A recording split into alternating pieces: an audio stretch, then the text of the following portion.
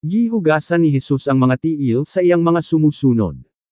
Juan Kapitulo 13 versikulo 1 hanggang 20. Sa wala pa moabot ang adlaw sa pista sa paglabay sa anghel, nahibulo ng daan si Jesus nga miabot na ang higayon nga mugikan na siya niining kalibutan ug mobalik sa amahan.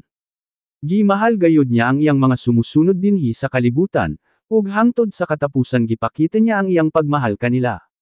Sa pagkagabi ini ana, nanihapon si Jesus ug ang iyang mga sumusunod. Gisulod ng daan ni Satanas sa hunahuna ni Judas nga anak ni Simon Iscariote nga luiban niya si Jesus.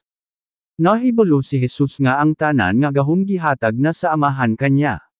Nahibalo osab siya nga sa Dios siya naggikan ug sa Dios osab siya mubalik. Samtang nanihapon sila, mitindog siya ug naghukas sa iyang kupo. Anya mikuha siyag tualya ug iya kining gibakus. Gibubuan dayon niyag tubig ang palanggana ug gipanghugasan niya ang mga tiil sa iyang mga sumusunod, ug gipahiran sa tualya nga iyang gibakos. Sa pag-abot niya kang Simon Pedro, mingon si Simon kanya, Ginoo, hugasan mo ba ang akong mga tiil? Gitubag siya ni Jesus, karon dili mo pa masabtan kon ansa ang kahulugan nining akong ginabuhat, apan masabtan mo ra kini sa kaulahian. Mingon si Pedro, dili gayud mahimo nga ikaw ang muhugas sa akong mga tiil. Apan mingon si Jesus kanya, kon dili ka magpahugas sa imong mga tiil kanako, dili ka na akong kauban. Busa mingon si Simon Pedro, kon mao ka na Ginoo, dili lang ang akong mga tiil ang hugasi, kon dili apil o sab ang akong mga kamot ug ang akong ulo. Apan mingon si Jesus, ang naligo na, limpyo na ang iyang tibuok lawas, ug dili na kinahanglan nga hugasan pagawas lamang sa iyang mga tiil. Limpyo na kamo, apan dili kamong tanan. Mingon siya nga dili limpyo ang tanan tungod kay nahibalo siya kon kinsa ang magluib kanya. Sa nahugasan na ni Jesus ang ilang mga tiil, gisulob niya pag-usab ang iyang kupo ug mibalik sa lamesa.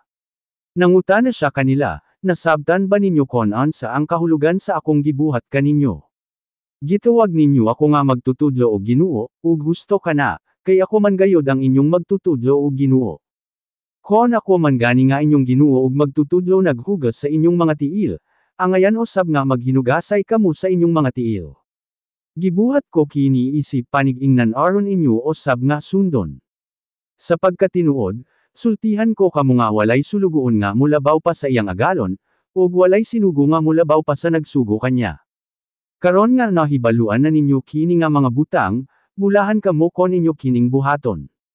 Wala ako mo ingon nga bulahan kamong tanan, kay nakaila ako sa akong mga pinili. Apan kinahanglan nga matuman ang giingon sa kasulatan nga ang tawo nga nakigsalo kanako sa pagkaon mao pa ang magluib kanako. Ginasulti ko na kining daan kaninyo samtang wala pa mahitabo, aron nga kon mahitabo na moto o kamo nga ako maugayod ang Kristo. Sa pagkatinuod, sultihan ko kamo nga ang mudawat sa mga tawo nga akong ipadala nagadawat osab kanako, ug ang nagadawat kanako nagadawat osab sa nagpadala kanako.